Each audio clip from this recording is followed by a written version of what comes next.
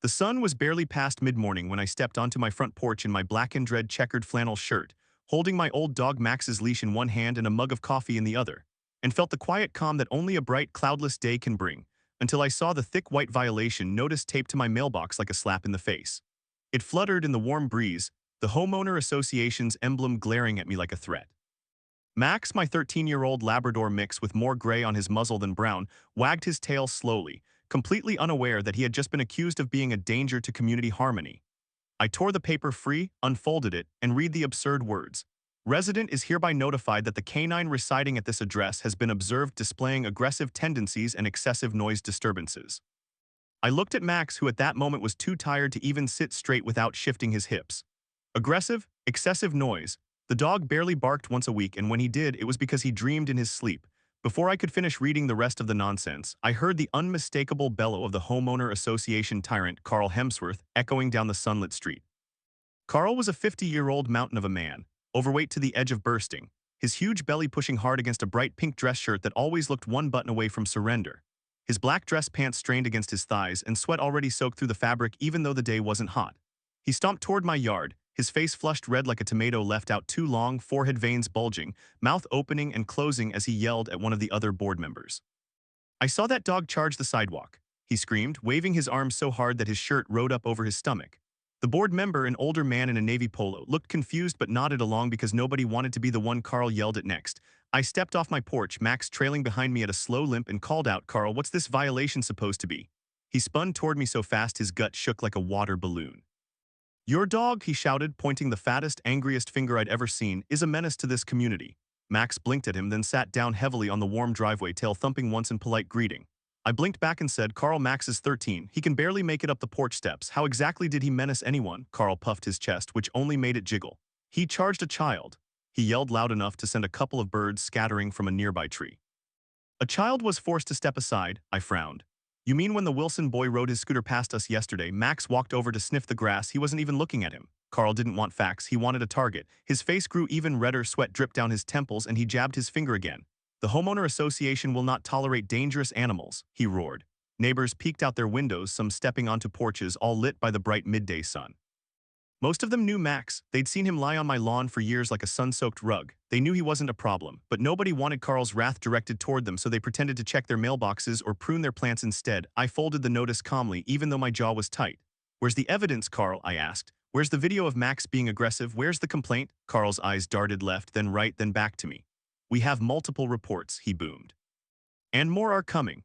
The way he said it made my stomach twist, not because I believed him, but because he enjoyed saying it. He enjoyed the power of threatening a man over his aging dog. Then he leaned in close enough for me to smell the sweat and snarled, quieter but more venomous than before, "If that thing barks one more time, I'll have animal control here so fast your head will spin."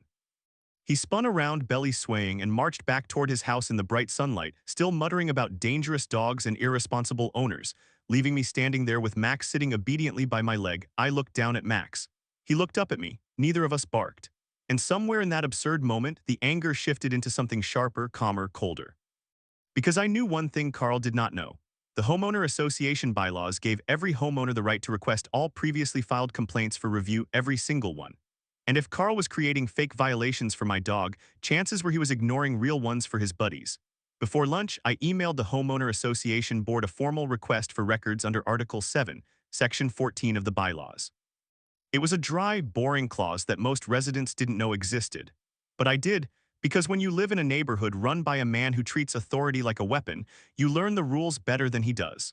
I copied every board member and the association's general inbox so Carl couldn't secretly bury it. Then I took Max for a slow walk around the block. The sun bright on the pavement, the air warm, the neighborhood quiet again, quiet except for Carl's voice echoing faintly from his driveway as he complained loudly to anyone who'd listen about people who don't respect the rules. By 2 p.m. that day, a board member named Greg, a thin, graying man who always looked like he wished he lived anywhere else, knocked on my door holding a folder stuffed with paperwork. His hands shook slightly as he said, "Jason, you asked for the records, you're going to want to sit down for this." I didn't sit. I took the folder, stepped outside into the sunlight, and flipped it open. And when I saw the first page, an unanswered complaint about Carl's illegally loud pool pump from 2 years ago, I smiled for the first time all day. Because I knew now without question that Max wasn't the target, Carl was hiding something big, and I had just found the thread. I stood in the full glare of the afternoon sun, the folder growing warm in my hands as I flipped past the first page and saw what lay underneath. Not one or two, but dozens of printed complaints, all labeled with the neat black header "Resident Concern," all addressed to the Homeowner Association, all stamped with dates going back 5 years, and almost all of them marked with the same thin gray word at the bottom: no action. Max lay down at my feet on the porch, his old bones settling carefully while I leaned against the railing and began reading. The second page was from a man on the opposite corner of the street, complaining about a neighbor's constantly blaring outdoor speakers from early morning to late at night. No action. The third was about someone storing scrap metal and broken appliances in their side yard where kids played. No action. One after another, the pattern became obvious. When the complaint was about one of Carl's friends or his own property, it vanished into that gray no action stamp like it never existed. But when it came to things Carl didn't personally like, lawn lengths, parked trucks, old dogs, he pounced. Greg shifted uncomfortably beside me, sweat shining on his forehead under the bright light. He was dressed in a button-up shirt and tan pants, but unlike Carl, his clothes looked too big instead of too small. "Look at page 9, he said quietly. I turned to it. There in black and white was a detailed complaint about late-night shouting and drunken behavior coming from Carl's backyard on multiple weekends, filed by a neighbor 3 houses down. The description was precise. Loud male voices, glass bottles breaking, vulgar language echoing through the cul-de-sac past midnight. The complaint cited the specific noise rule from the bylaws. At the bottom, the no action stamp sat like a smirk. "Who filed this?" I asked. Greg glanced around, even though we were alone on my porch with the sun exposing everything. "Guy moved out last year," he said. "Said he couldn't take it anymore. Put his house on the market 2 months after that complaint was ignored." I flipped a few more pages and found something that made my jaw clench. 2 separate complaints about dogs off-leash and defecating in yards without cleanup, both referencing a large white dog owned by the association president. The notes section in Carl's familiar heavy handwriting said, "Issue resolved, no further action needed," even though the resolution field underneath was blank. "You see it, right?" I said. Greg sighed. "I've been seeing it for a while," he replied. "But he shouts everyone down. He quote-unquote interprets everything." In the next section of the file were parking complaints. One man wrote 3 times about a cluster of cars parked overnight in the cul-de-sac, blocking visibility and creating a hazard. The photos attached clearly showed Carl's black sedan and 2 of his buddies' trucks parked crooked across the curb. Each time, Carl had written "temporary situation, no enforcement warranted." Yet when another resident parked a rusty but legal old pickup in his own driveway, there were 3 violation notices in a week, all aggressively worded and marked urgent. The hypocrisy wasn't just irritating, it was strategic. Carl protected his circle and punished everyone else. And now, for some reason, he decided my old dog and I were his new favorite targets. I turned a page and froze. There it was, a complaint from a man named David in the row behind me, filed less than 6 months ago, about Carl yelling at his teenage son in the street, calling him names over a skateboard. David had cited harassment and asked for a formal response. At the bottom, no action. "Did David know you gave me this?" I asked. Greg nodded. "He told me if someone is finally going to stand up to him, give them everything." "I'm tired, Jason. I'm 58. I don't have the energy to scream back and forth with a pink-shirted bully every weekend." "But you," he looked at my flannel shirt, at Max asleep at my feet, at the tight way I was holding the folder. "You look like you're about done being quiet." I looked up the street where Carl's house sat like a pink-shirted command post, his black car in the driveway reflecting the bright light. "What does Carl think this folder is?" I asked. Greg swallowed. "He thinks it's nothing. He told me give the dog guy his precious papers before I fine him again. He forgot how specific the bylaws are. When a homeowner requests records, we have to give them everything related to enforcement and complaints. No editing, no commentary. I don't think he's ever actually read that part." I flipped back to the first page and noticed a tiny detail at the top. The records included not just complaints received, but the dates they were logged and the initials of whoever processed them. Almost every no-action stamp from the last 3 years carried the same shaky initials, CH Carl himself. He'd made himself gatekeeper. I felt the anger crystallize into a plan. "I'm going to make a timeline," I said. Every ignored complaint, every selective enforcement, every time he wrote no action for his own mess but came after someone else for less. Greg nodded slowly, sunlight catching the gray in his hair. "If you do it," he said, "you won't just be helping yourself. You'll be helping all of us." "Why didn't anyone challenge him before?" I asked. Greg gave a humorless little laugh. "Some tried. He buried them in fines and threats. Not many guys around here have the patience to read bylaws and codes. They just want to mow their lawns, grill on Sundays, and be left alone." I couldn't argue with that. I wanted the same thing. But I also had one advantage most of them didn't. I worked with data for a living. My day job was combing through messy spreadsheets for a logistics company, finding patterns in routes and costs. Systematic abuse of authority, that was just another ugly dataset waiting to be organized. That evening, while the sun was still bright but starting to tilt, I sat at my dining table with Max snoring gently at my feet and spread the complaint pages out in neat rows. In my flannel shirt, laptop open, a notepad beside me, I began typing. I logged each complaint into a spreadsheet: date, complainant, subject, whether it involved Carl or his friends, whether action was taken. Within an hour, the pattern wasn't just a feeling anymore. It was math. Complaints about Carl, his pool, his friends' cars, their dogs, their noise, all no action. Complaints about other people, especially anyone who had ever spoken against him, were either met with immediate violation notices or quietly escalated to enforcement without so much as a warning conversation. By the time the sun slid low enough to cast long shadows across the floor, I had something more powerful than anger. I had evidence, pages of it, lines of it. Ratios that showed Carl had dismissed 9 out of 10 complaints involving himself or his circle, while acting on a majority of complaints involving people who'd never been in his driveway for beers. And right on schedule, as if he could sense his name being typed, Carl appeared outside. I heard his yelling voice before I saw him. I stepped out to see him standing in the middle of the street, pink dress shirt glowing in the golden light, black dress pants tight across his legs, pointing at my house while he shouted to a neighbor about people who weaponize paperwork. When he noticed me, he marched over, his belly swaying, sweat glistening on his forehead. "You think you're smart," he yelled, jabbing his finger toward my chest. "You think digging through old complaints is going to save that flea-ridden mutt?" Max, lying on the cool porch boards, lifted his head slowly and thumped his tail once. I didn't raise my voice, I didn't step back. "I think," I said, "that when you ignore real safety issues and manufacture fake ones, it's only a matter of time before someone calls you on it, and I just became that someone." His face darkened a shade deeper. "You have no idea who you're messing with," he screamed, spit flying in the sunlight. But as I looked at him, sweaty, red, furious, standing in the street while my old dog lay peacefully behind me, I realized something important. He had no idea who he was messing with either. The next morning broke bright and clear, sunlight spilling across my kitchen table, where the printed complaints still sat neatly stacked beside my laptop, each page glowing under the white light like a piece of evidence laid out for court. Max snored on his bed near the sliding glass door, his old chest rising and falling slowly. I sipped my coffee in my black and red checkered flannel shirt and stared at the spreadsheet I'd built, rows of dates and subjects and outcomes that painted a picture more damning than anything I could have imagined. It wasn't just selective enforcement. It was a full-blown pattern of abuse, a pattern with timestamps, a pattern with initials, a pattern I could prove. And in the middle of that thought, I heard the heavy stomping footfalls that told me Carl was already outside, yelling at someone unfortunate enough to be within earshot. His voice boomed even through the glass. I slid the door open and stepped onto the back patio, Max limping after me. The sunlight hit my face, warm and blinding. I walked around the corner of my house, and there he was, 50 years old, overweight and red-faced as always, wearing the same bright pink dress shirt stretched tight across his gut and black dress pants already sweat-stained, though it wasn't even 9 a.m. He stood in front of my driveway, screaming at a mail delivery driver who looked like he wished he were anywhere else on earth. "Don't drop anything off here," Carl shouted, spit flying from his mouth. "This resident is under review. We are investigating a dangerous animal situation." The driver blinked, confused, glancing between the tyrant and the small, slow-moving dog sniffing the grass 10 feet away. I stepped closer. "Carl," I said, keeping my voice steady, "move away from my driveway. He's allowed to deliver my package." Carl spun toward me so violently that sweat flew off his chin in droplets. "No, he isn't," he roared. "Until the board decides about that dog, you're not allowed any privileges." "Privileges?" I repeated. "Delivery isn't a privilege, Carl, it's a service." He stomped toward me, massive belly shaking under his pink shirt. "The association has authority," he screamed, waving both arms like a man trying to direct traffic during a panic attack. "You don't get to question me." Max, who had wandered to the grass, lay down with a deep exhale, indifferent. The delivery driver used the opening to drop the package gently at my feet before scrambling back into his truck. Carl pointed after him, still yelling, "You can't deliver here, I said no deliveries." The driver rolled up his window and got out of there fast, leaving Carl panting and furious while the sun gleamed off his sweat. "Feel better?" I asked. That made him explode. "I am finding you again," he bellowed, face turning a deeper shade of crimson. "Today, right now, I'm sick of your attitude." I watched him stomp away, muttering threats under his breath.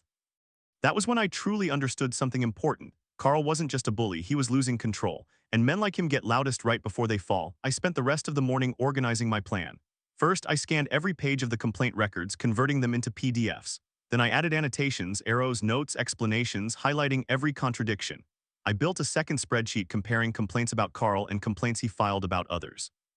The imbalance was unbelievable. He had filed 7 separate complaints about me in the last 2 weeks alone, 2 about Max growling at children, 1 about unauthorized noise, and even 1 about unacceptable lawn edge unevenness.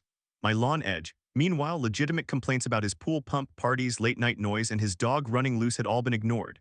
As I typed, I felt a calm settle over me, not rage, not frustration, but focus. When I deal with engines and logistics at work, I break problems into systems. Carl wasn't an exception. He was simply a malfunctioning system that needed exposing. By noon, with sunlight beaming through my windows, I printed a clean, organized packet, nearly 40 pages of evidence titled, Pattern of Enforcement Discrepancy, a Homeowner's Analysis.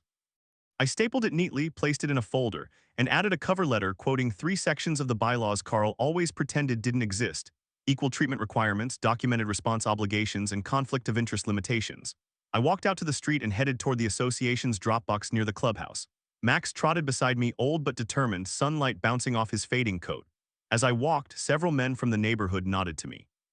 A few even whispered things like good luck or about time someone did something. The support was small but real. Word travels fast when a tyrant starts flailing, but Carl wasn't done. He must have seen me from his window because by the time I reached the clubhouse path, he came barreling out his front door, sprinting or as close to sprinting as his frame allowed toward me.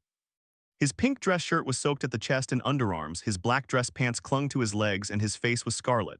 "What is that?" he shouted, pointing at the folder in my hand. "Is that more of your smart-mouth nonsense?" "It's a request for a special board review," I said calmly. "I'm submitting it." He closed the distance between us, panting, sweat dripping off his chin. "You stop right there," he boomed. "I don't authorize this. I'm the president. You hear me, president." "I hear you," I said, stepping around him. "But you don't have to authorize a homeowner's rights. They already exist." He lunged sideways to block me, nearly losing his balance. "If you submit that, I will fine you every day until you move out," he screamed, voice cracking. That's when something interesting happened. The clubhouse doors opened and 2 male board members stepped out, Greg and a tall, bald man named Leonard. Both stared at Carl like they'd just caught him drowning in his own tantrum. Leonard spoke first. "Carl," he said, voice flat, "you can't threaten fines for submitting documents." Carl whipped toward him, jowls shaking. "Stay out of this," he bellowed. "This is between me and the troublemaker." But Leonard didn't move. "He's within his rights," he said firmly. "And so are we. It's time for a review." I walked past them, dropped the folder into the metal box, and heard the satisfying metallic clunk as it landed inside. Carl screamed behind me, actual wordless rage, like a bull missing the gate, but I didn't turn around. Because the moment that folder hit the bottom of the box, everything changed. For the first time in years, someone had officially documented his entire pattern of abuse. The board had no choice now. They had to read it, they had to discuss it, they had to respond, and Carl knew it. As I walked back down the sunlit path, Max beside me, Carl's furious voice still echoing behind us, I felt something I hadn't felt in weeks: the beginning of momentum, the beginning of accountability, the beginning of the fall. The next 48 hours felt different, not quieter, not calmer, but heavier, like the whole neighborhood was holding its breath under the bright midday sun. Men who normally nodded and stayed on their porches now lingered at the ends of their driveways when I walked past with Max, their eyes flicking toward Carl's house as if waiting for the pink-shirted volcano to erupt again. Max ambled beside me, slower each day but still determined, his white-muzzled face turning toward each person who called out a gentle "Hey buddy" or "Hang in there." They all knew he wasn't dangerous. But they also knew Carl didn't need danger to invent a crisis. And when someone like him felt power slipping, he'd claw for anything. On the morning of the board review, the sun was high and bright, casting sharp shadows across the clubhouse entrance. I arrived early in my black and red checkered flannel shirt, carrying my laptop and a binder containing printed summaries of the complaint analysis. Max stayed at home resting in his bed. The walk would have been too much for him. Standing outside the building were the 3 male board members, Greg, Leonard, and a quiet man in his 50s named Samuel.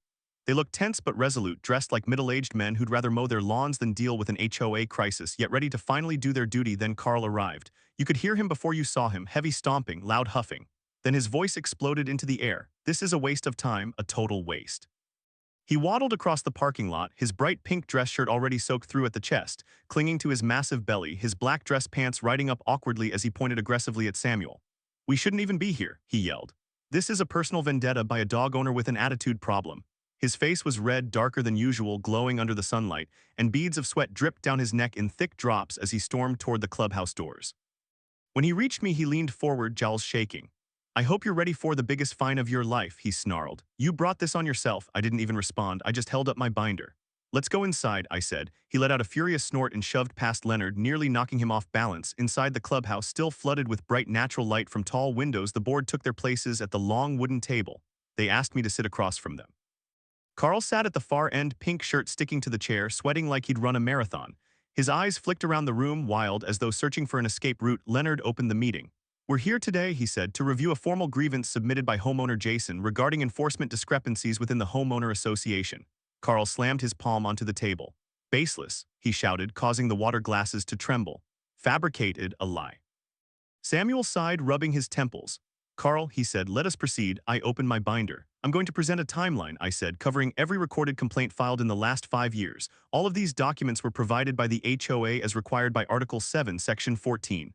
I began with the simplest pattern, complaints about Carl's own violations. Late-night noise from his backyard parties, his dog roaming off-leash, his parked vehicles blocking the cul-de-sac, his pool pump exceeding allowable decibel levels, all marked no action. Then I moved to the contrast, complaints involving others, lawn edges 2 inches too long, outdated mailboxes, a man's classic truck parked in his driveway, a shed that needed paint, and of course my old dog Max, all escalated immediately, all accompanied by fines, all written in aggressive language. As I spoke, the board members flipped through the packet I'd assembled. They whispered to each other, their expressions shifting from concern to disbelief to something sharper, the look of men realizing they'd been manipulated by someone who relied on their exhaustion. Greg finally leaned forward. Carl, he said, how do you explain these decisions? Carl puffed up like a cornered bull. I am the president, he shouted, sweat flying off his chin. I make the calls, I'm responsible for the safety of this community. Why did you dismiss noise complaints against yourself? Bert asked. Carl sputtered. They were minor. Why did you escalate a violation against an elderly dog who hasn't had a full bark in 3 years? I asked. He roared back, that dog is a threat. Samuel lifted a sheet of paper. Carl, he said, this complaint about your dog defecating in yards and roaming unleashed, why did you write it off with no investigation? Carl's face contorted. Lying, all of them, every complaint about me is a lie. I clicked my laptop and played the video. Was footage taken from a neighbor's doorbell camera, timestamped last fall.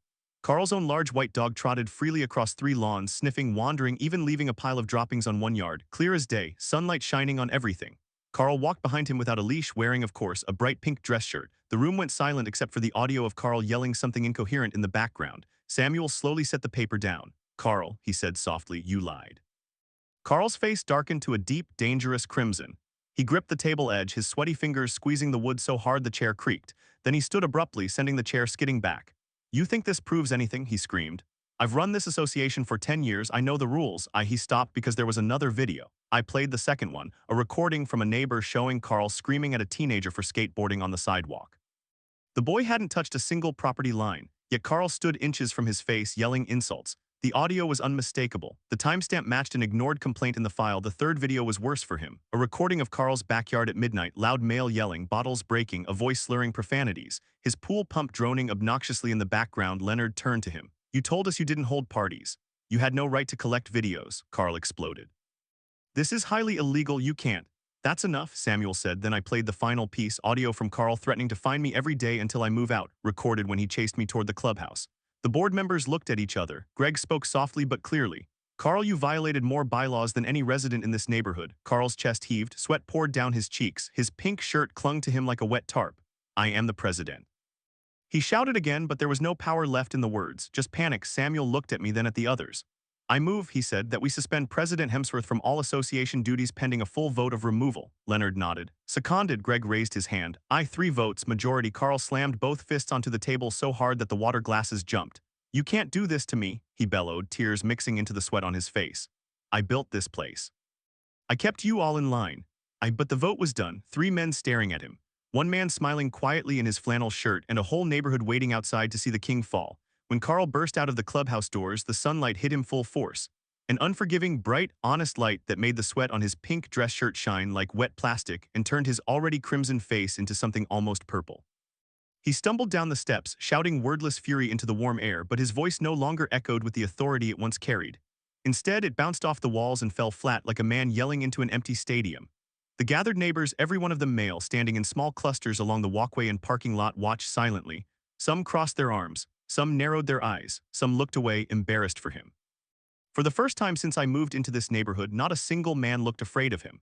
Meanwhile, I walked out behind the board members, still wearing my black and red checkered flannel shirt, still holding the binder with the evidence inside, and I felt Max's absence at my side like an ache. He was home resting, unaware of the storm that had finally broken. Leonard cleared his throat and said, the neighborhood deserves to hear this. Then he stepped forward, facing the cluster of men. Effective immediately, Carl Hemsworth has been suspended from all homeowner association responsibilities pending a full removal vote. You could feel the shift like a wind changing direction. Carl spun around, pointing both fat, shaking hands at the board. You can't do this, you can't, they're mine, this association is mine. His voice cracked, raw from the shouting, sweat dripping down his forehead in thick rivulets. His giant stomach heaved under his bright pink shirt, but nobody reacted. Nobody defended him. The oldest man in the neighborhood, a retired electrician named Morris, stepped forward into the sunlight. Carl, he said, I filed 3 complaints last year about your pool pump, 3-0. His voice was steady and disappointed, not angry. This was a long time coming. Another man, Jeff, who always washed his truck on weekends, added, my son told me you yelled at him for biking on the sidewalk. He's 12. The tension thickened. Carl pointed aggressively at me next, his finger trembling. This is your fault, he shrieked. You and that old mutt ruined everything. I stepped closer, staying calm.